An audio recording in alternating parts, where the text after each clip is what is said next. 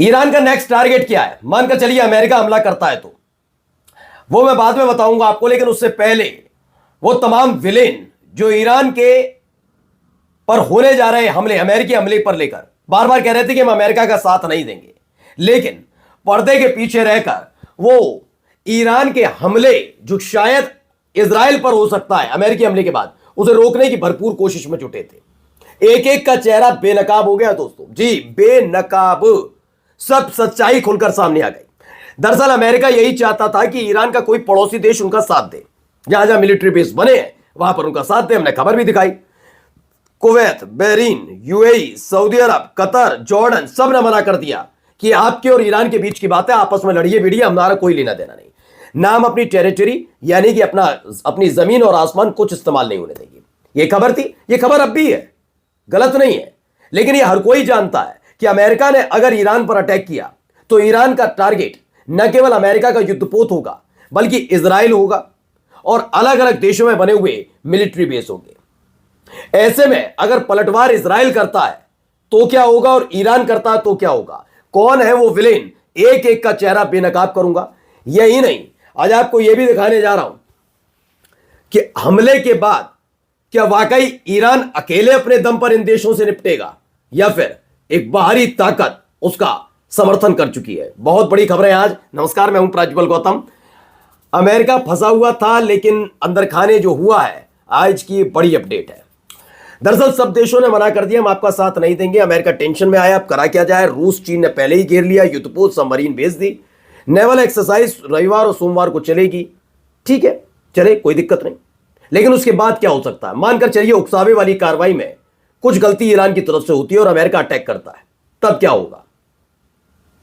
तब ऐसा होगा कि जो मिलिट्री बेस बने हैं वहां पर एयर डिफेंस सिस्टम खास तौर पर अमेरिका भेज चुका है, सब जगह, सब देशों में, कुवैत, बहरीन, यूएई, सऊदी अरब, जॉर्डन, कतर, सब जगह।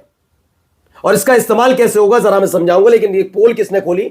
ईरान के एक बहुत करीबी दोस्त ने, जो रविवार और सोमवार को उनके साथ करने जा रहा है मिलिट्री यानी नेवल एक्सरसाइज। पहले देखिए खबर, ये देखिए अलग अलग तरीके से ये डिफेंस सिस्टम, जो रेड कलर आप देख रहे हैं ना, ये सारे सिंबल किसके हैं? ये सारे के सारे सिंबल हैं जहां जहां डिफेंस सिस्टम लगा दिया, एयर डिफेंस सिस्टम जहां जहां तैनात किए गए हैं वहां पर। ये सारे कहां पर है? मिडिल ईस्ट के अंदर। पहले भी है, चूंकि मिलिट्री बेस जहां बनता है वहां पर लगे होते हैं, लेकिन खास तौर पर इसे सुनिश्चित किया गया कि भारी तादाद में वहां मिलिट्री एयर डिफेंस सिस्टम लगाए जाए। यह बात सच है कि कतर अपने एयरबेस का इस्तेमाल ईरान के खिलाफ नहीं होने देगा, लेकिन मानकर चलिए अगर अमेरिका हमला करता है तो इस हमले के फौरन बाद ये सारे के सारे एयर डिफेंस सिस्टम एक्टिवेट हो जाएंगे, ठीक है। ईरान अगर इजराइल पर मिसाइल दागेगा तो इनमें से किसी एक देश के ऊपर से होकर गुजरेगी ईरान की मिसाइल इजराइल की तरफ, और यहां पर जो एयर डिफेंस सिस्टम लगा वो ईरान की मिसाइल को मार गिराएगा, जैसे 12 दिन के युद्ध में भी यही हुआ। दरअसल इजराइल और ईरान के बीच जब युद्ध हुआ था ना, जंग हुई थी, ईरान की कई मिसाइलों को सऊदी अरब और कई मुस्लिम देशों ने मार गिराया, लेकिन जब इजराइल ने ईरान की तरफ मिसाइल दागी तो बड़ी आराम से ईरान तक पहुंची थी। वो बात अलग है कि ईरान की मिसाइल एयर डिफेंस सिस्टम ने उन्हें मार गिराया। ईरान इनकी हकीकत जानता। तो विलेन कौन कौन है?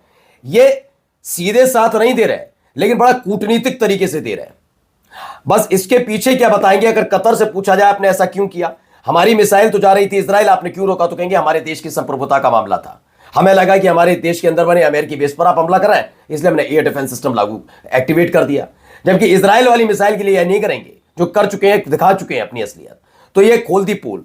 चीन ने सैटेलाइट का इमेजेस पब्लिक फोरम पर डाल दी, सबके सामने, खासतौर पर ईरान को नहीं सौंपी, उन्होंने दिखाया कि देख लो आंख खोलकर कि अमेरिका ने इन देशों में अपना एयर डिफेंस सिस्टम एक्टिवेट कर दिया है। खासतौर पर मिडिल ईस्ट में ये देश हैं, और यहां से अब ईरान पूरी तरह से सतर्क मोड पर आ गया है। देखिए अब आपको कुछ एक्सक्लूसिव तस्वीरें भी दिखाता हूं। ये जो तस्वीरें हैं ये ग्लोबल टाइम्स ने बताई। इसमें पहली जो कुछ तस्वीरें निकल कर सामने आई हैं, इसमें सैटेलाइट इमेजेस हैं जो हाल ही में कैप्चर की गई। इसमें अलग अलग जो मिलिट्री बेस है वहां पर क्या तैनाती है, क्या क्या किया गया है, वो सब बताया जा रहा है। जनवरी की सारी की सारी हैं। पहली आती है 16 जनवरी 2026 की अल उदैद एयरबेस कतर में। यहां पर क्या क्या एक्टिवेट किए गए KC-135 एरियल रिफ्यूलिंग एयरक्राफ्ट रखा गया है। C-17 ट्रांसपोर्ट प्लेन्स को डिप्लॉय किया गया है। 16 जनवरी को यह इमेज सामने आई निकलकर, यह कतर से निकली। अब आया है prince Sultan airbase in Saudi Arab, 17 जनवरी की यह खबर निकली।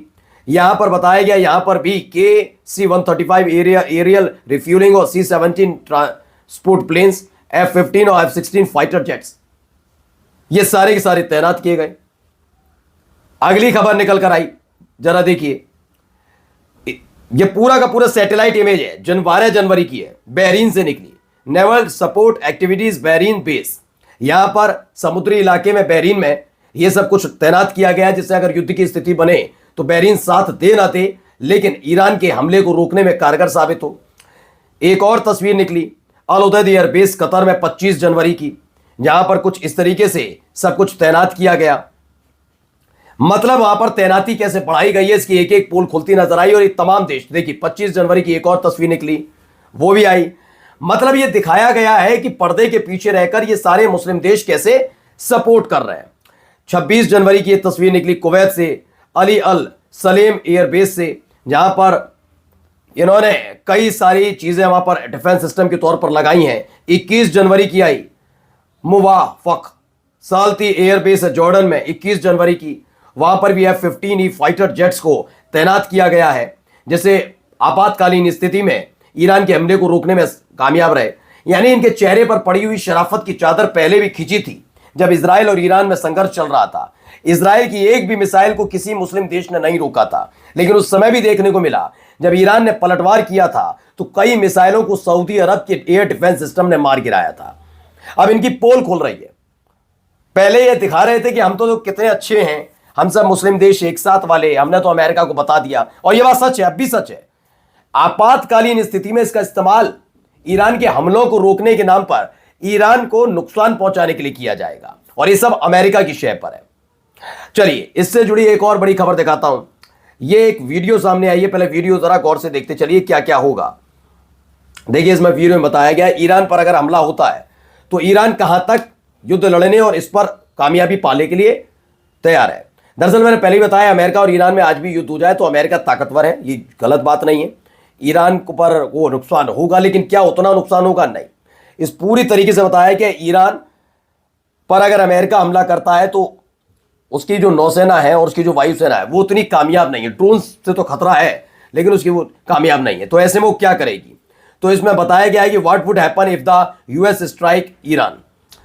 तो इसमें बताया गया कि ईरान की नौसेना और वायुसेना, जो अब्राहम लिंकन नाम का अमेरिकी युद्धपोत है, उससे किए जाने वाले हमलों के से निपट नहीं पाएगा, उतना ताकतवर नहीं है। लेकिन वे इन जहाज़ों और विमानों पर निर्भर नहीं है। उसका असली खतरा है मिसाइल, सस्ते ड्रोनों पूरे क्षेत्र में फैले प्रॉक्सी लड़ाकू विमानों से। ठीक है, अगर अमेरिका हमला करता है तो ईरान निष्पक्ष लड़ाई जीतने की कोशिश नहीं करेगा, बल्कि अलग अलग देशों में जहां एयर बेस बने हुए अमेरिका के, वह हालात खराब हो जाएंगे, क्योंकि मिलिशिया, उसका ईरान समर्थित मिलिशिया एक्टिवेट है। इसीलिए कई देश डरे हुए भी हैं कि वो ईरान डायरेक्ट हमला करे ना करे, लेकिन उन देशों में अराजकता फैल सकती है।